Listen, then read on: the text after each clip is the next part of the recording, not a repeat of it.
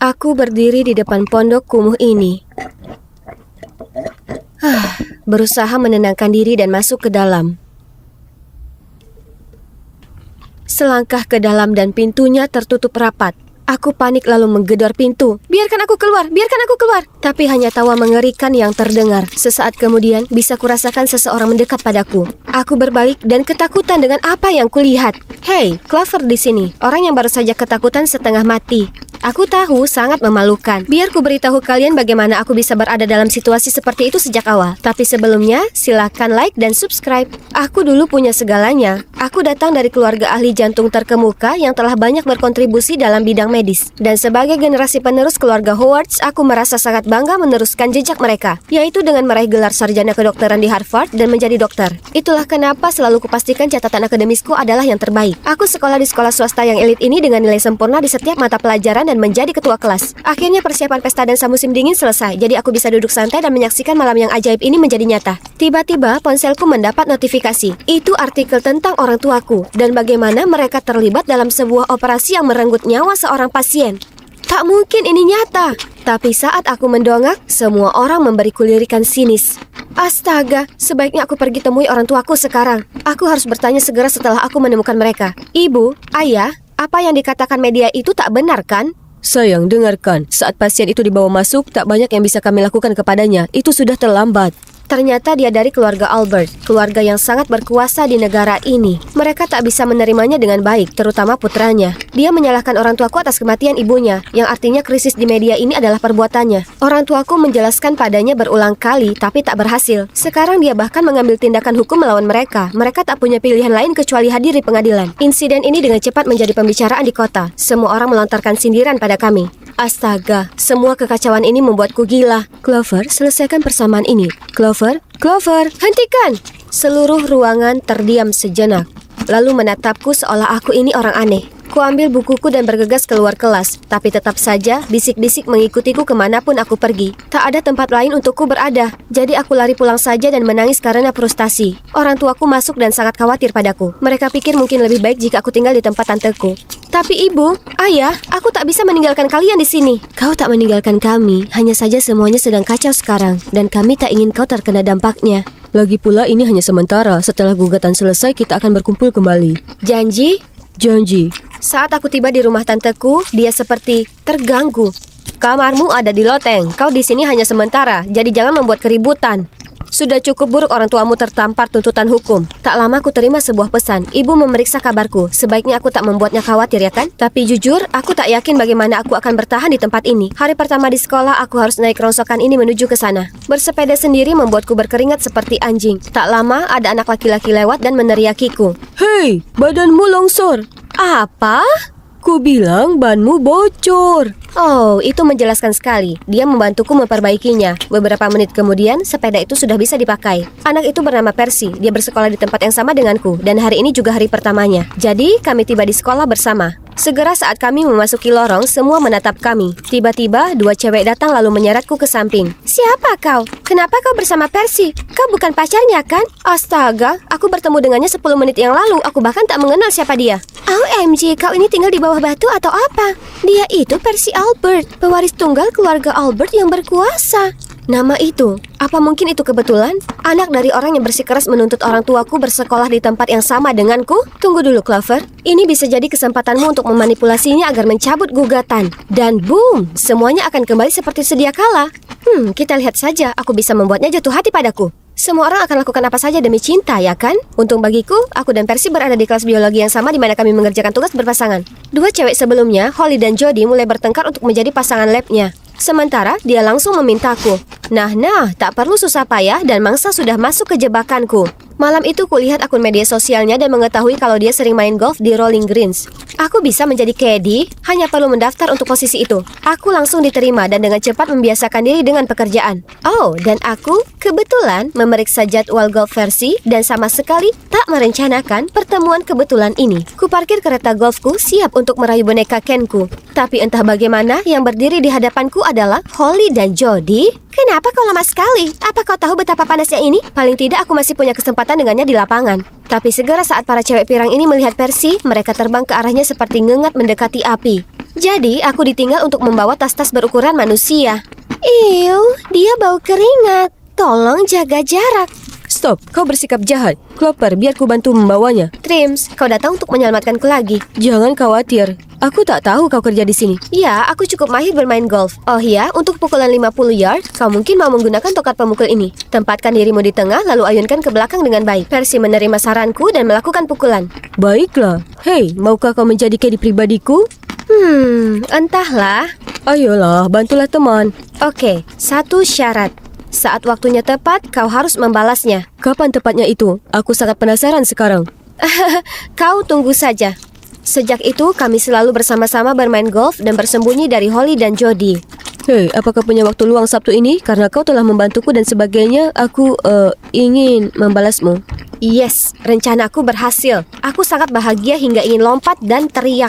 Tapi itu hanya terjadi dalam benakku. Aku masih harus tetap tenang, hanya kalau itu kencan. Hari Sabtu datang dan kami naik troli ke pusat kota untuk menyaksikan jalanan di musim gugur. Lihat betapa cantik daun-daun keemasan itu. Kami kemudian berhenti di karnaval ini, dan aku harus akui, Percy tampak sangat manis. Dia melindungiku dari kerumunan orang yang berdesak-desakan menggandeng tanganku saat aku terpaku di atas biang lala. Sikapnya yang penuh perhatian membuat hatiku sedikit berdebar, dan juga bertanya-tanya bagaimana cowok sebaik ini bisa begitu membenci orang tuaku.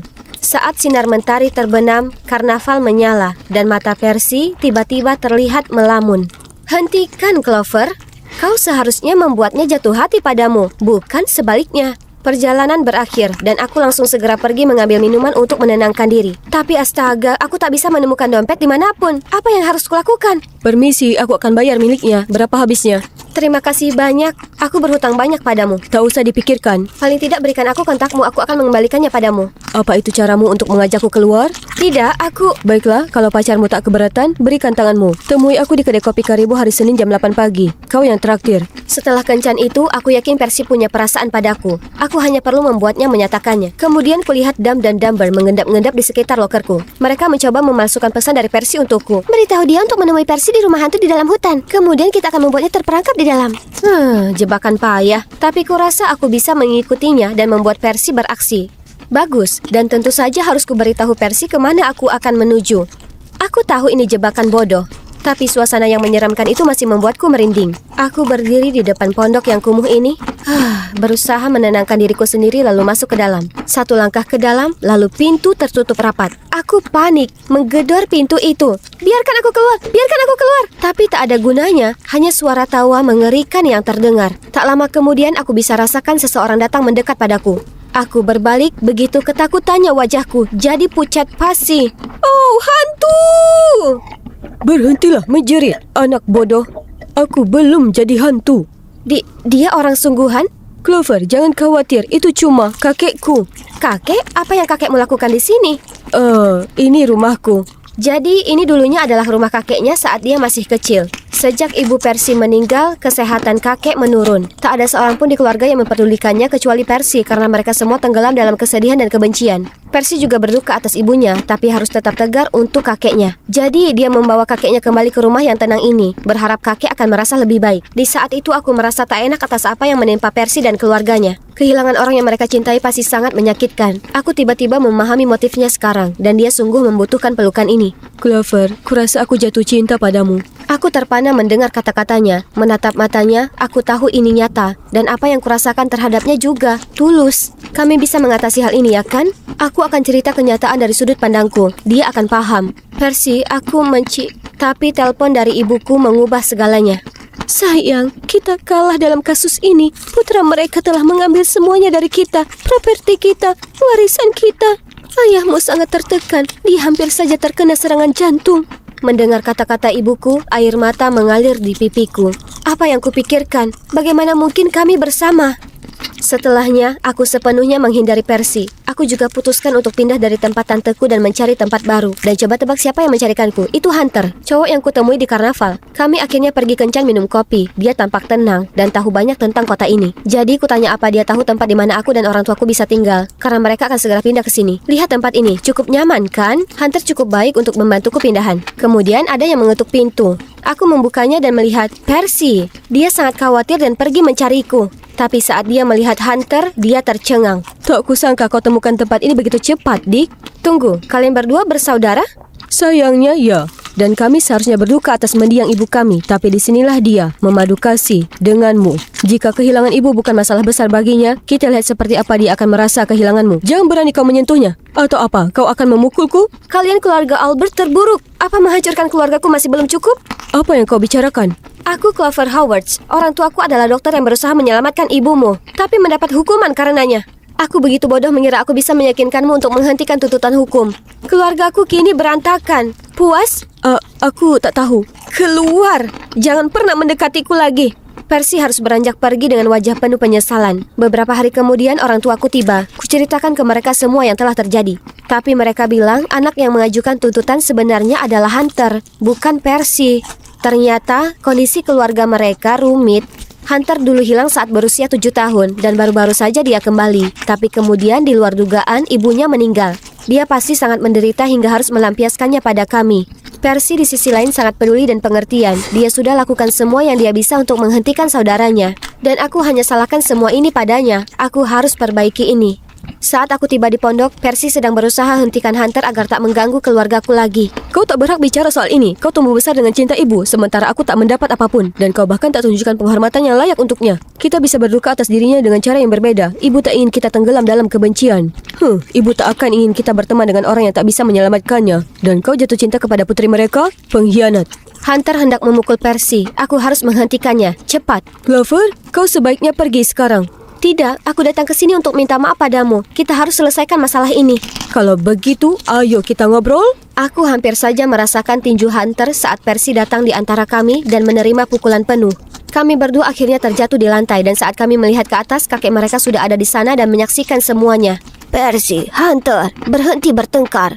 Nafasnya tiba-tiba terengah-engah, lututnya gemeteran. Aku segera menelpon orang tuaku untuk membantu, tapi Hunter menyambar pergelangan tanganku. Apa yang kau lakukan? Memanggil orang tuamu ke sini untuk mengolok kami? Tidak, aku hanya berusaha membantu. Dia lalu terhubung dengan dokter keluarga mereka, tapi dia tak bisa datang karena ada badai yang memblokir semua jalan. Kumohon, apa kau tak bisa lihat kakek sedang kesakitan? Kau diamlah, aku tak akan sudi dapatkan pertolongan dari dokter-dokter payah itu lagi. Hunter, aku menyesal atas apa yang terjadi. Sungguh. Tapi jangan biarkan kebencianmu membahayakan kakekmu. Aku bisa lihat konflik Hunter, tapi dengan tiap detik berlalu, kakek mereka menjadi pucat. Napasnya makin melemah. Dia harus putuskan sekarang. Kumohon, selamatkan beliau. Aku langsung menghubungi orang tuaku. Beberapa menit kemudian, mereka tiba dan langsung memberinya pertolongan pertama. Syukurlah kakek menunjukkan reaksi positif terhadap pengobatannya dan pulih secara perlahan. Hunter kemudian menangis. Aku tak percaya aku hampir membuat kakek dalam bahaya hanya karena kebencian yang membutakanku. Dan kalian tak berpikir dua kali untuk membantu. Saya sangat menyesal pada semuanya. Clover, Pak dan Bu Howard, saya berjanji akan memperbaikinya. Keesokan harinya, Hunter mengatur konferensi pers mengakui bahwa dia keliru telah membawa orang tuaku ke pengadilan. Karena dia memikul tanggung jawab penuh dalam memperbaiki kesalahannya. Termasuk membersihkan reputasi kami dan memberi kompensasi kami secara finansial. Setelah semuanya beres, kami memulai hidup baru di sini. Orang tuaku membeli rumah, mendanai rumah sakit ini untuk membantu sesama, sementara aku melanjutkan mimpiku untuk menjadi dokter. Harvard, aku datang. Ups, aku hampir lupa. Tentu saja aku dan Percy menjalin hubungan. Kalian tak menyangka kami melalui itu semua dan aku tak pernah mengakui perasaanku, ya kan? Aku telah menahannya untuk waktu yang lama. Sekarang, kudapatkan akhir yang bahagia.